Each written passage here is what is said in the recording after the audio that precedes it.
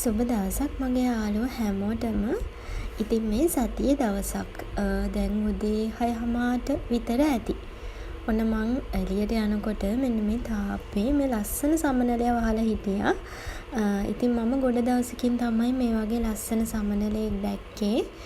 දැන් ඉතින් මෙයාලා ගොඩක් අඩුයිනේ. ඉතින් මං එයාව ළඟටම ගිහින් වීඩියෝස් ගත්තා එයාගේ. හරිම ලස්සන පාටවල් ටිකක් තමයි එයාට තිබුණේ.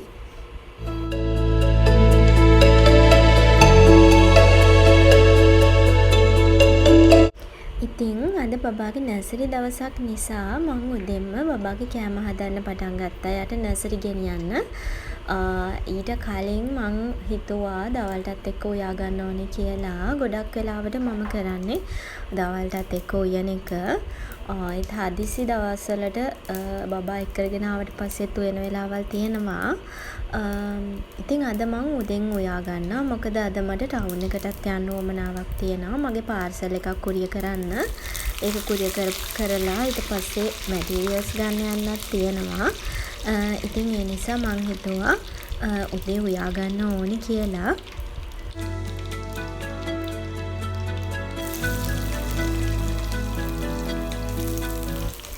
දැන් පේන්ටිං වීඩියෝස් වගේම ඔයාලට මං උයන වීඩියෝස් නුත් බලන්න පුළුවන්. කලින් වීඩියෝ එකකට නංගි කෙනෙක් කමෙන්ට් එකක් දාලා තිබුණා අක්කා උයන වීඩියෝස් නුත් අරගෙන එන්න කියලා. මට මතක නෑ මොන වීඩියෝ එකටද ඒ කමෙන්ට් එක වැරලා තිබුණේ කියලා. ඉතින් දැන් ඔන්න මම පොඩි වීඩියෝස් අරන් එනවා. එහෙම ලොකු වීඩියෝස් නෙවෙයි. මොකද ගොඩාක් ලොකු මෙනුස් මම හදන්නේ නැහැ. හරිම සරලයි මං හදන ඒවා.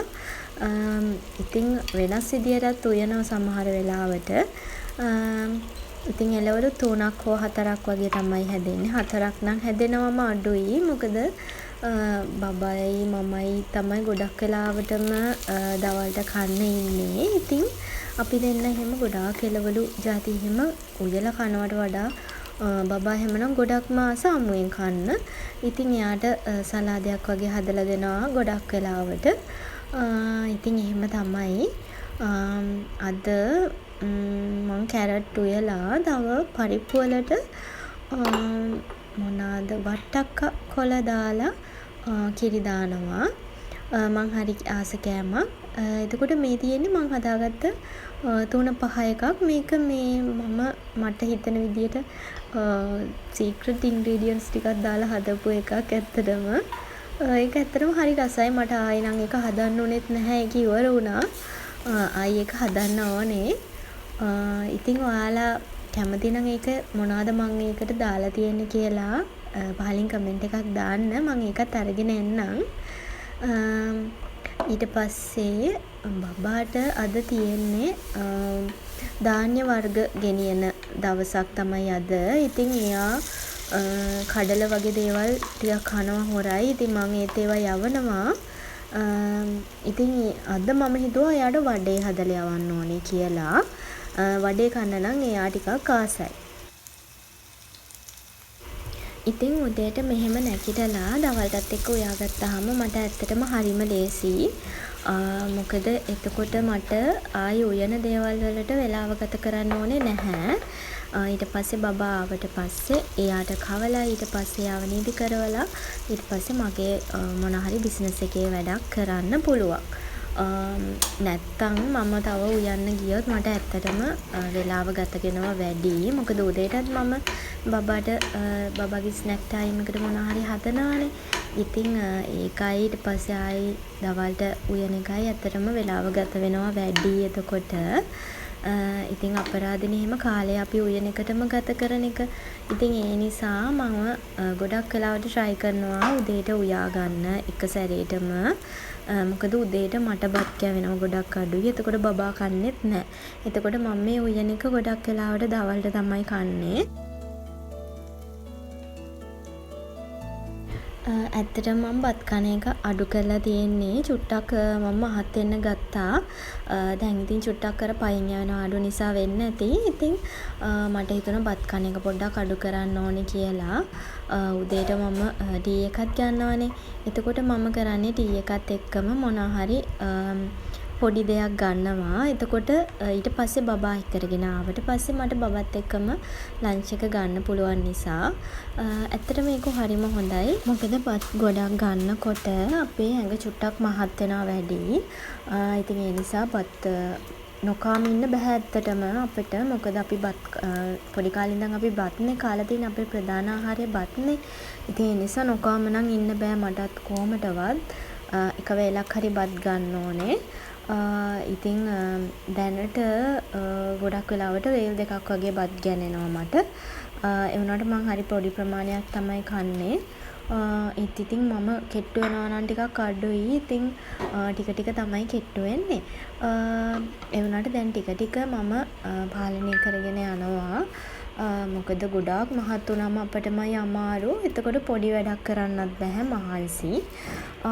ඉතින් ඔන්න මන් දැන් බබාගේ ස්නැක් බොක්ස් එක රෙඩි කරන ගමන්. ඉතින් අපේ බබා ගොඩක් කන කෙනෙක් නෙවෙයි.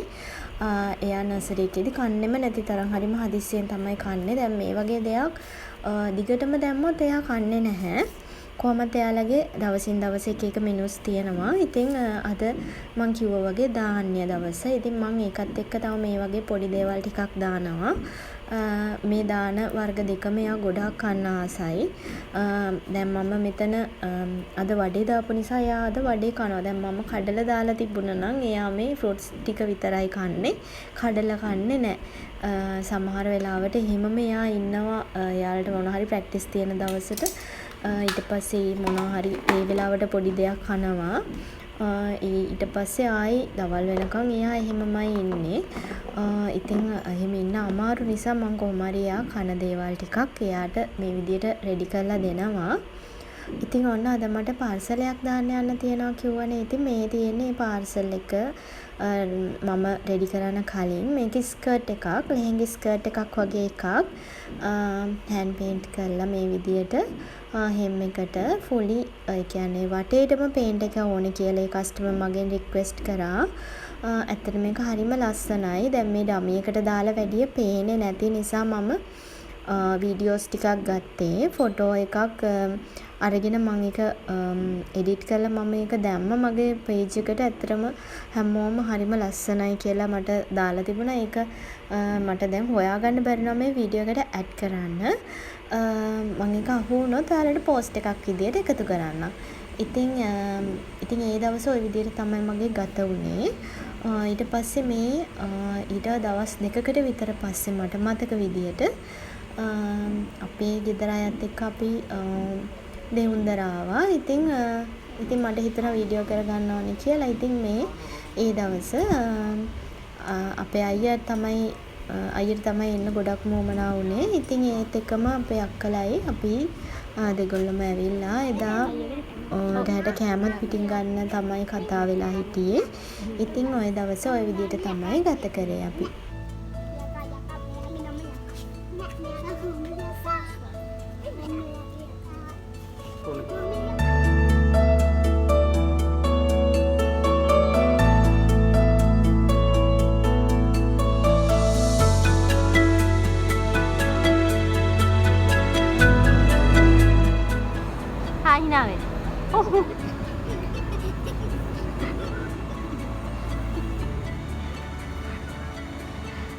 තව ලස්සනට hina වෙන. වෙන ඇක්ෂන් එකක්.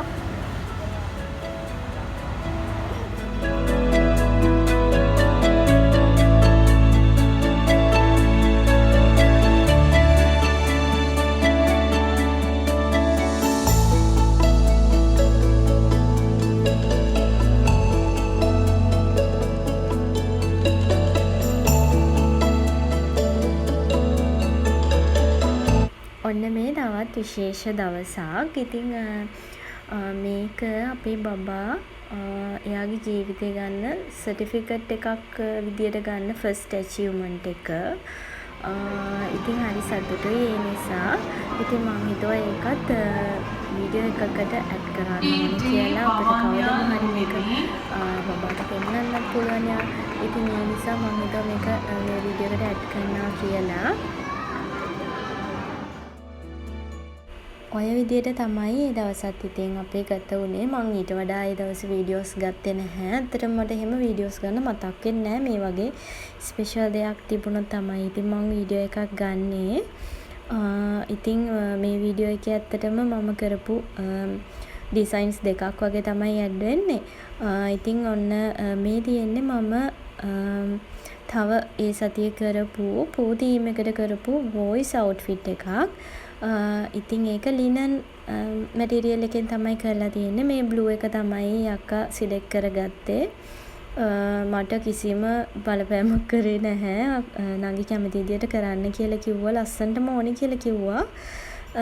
ඉතින් මම මේක හරිම සිම්පල් විදියට කරේ. ඉතින් ඒ අක්කා මට පර්ල් සෙට් කරන්න කියලා එහෙම මුකුත් රික්වෙස්ට් කරේ නැහැ. උනාට පස්සේ මම මේකත් එක්කම මට තව පූ තීම් එකට අවුට්ෆිට් එකක් ආවා. ඒක පර්ල් සෙට් කරලා ස්ටෝන්ස් එහෙම දාලා එහෙම කට් බීඩ්ස් එහෙම දාලා කරපු අවුට්ෆිට් එකක්. මම ඒකත් ඔයාලට අරගෙන එන්නම්.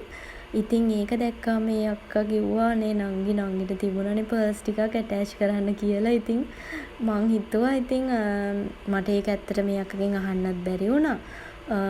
ඒ වුණාට මට ඒකට ඉතින් ටිකක් අවුල් වගේ. ඒ වුණාට ඒ බබාට ඒක ලස්සනට තිබුණා. මම ඒ ෆොටෝ එකක් දැක්කා Facebook එකේ.